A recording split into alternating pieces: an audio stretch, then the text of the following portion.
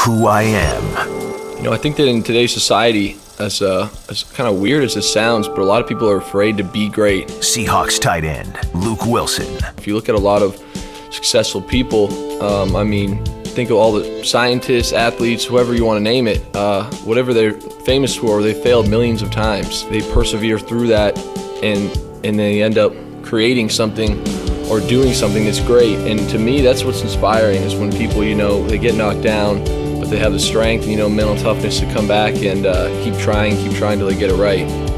Greatness is a term that applies to each individual. And, it's one of those things where if you had a child genius and he went and did some sort of rocket science, that's great, maybe on the scale of the world, but for that person who was born with all these gifts, that might necessarily feel like greatness to him.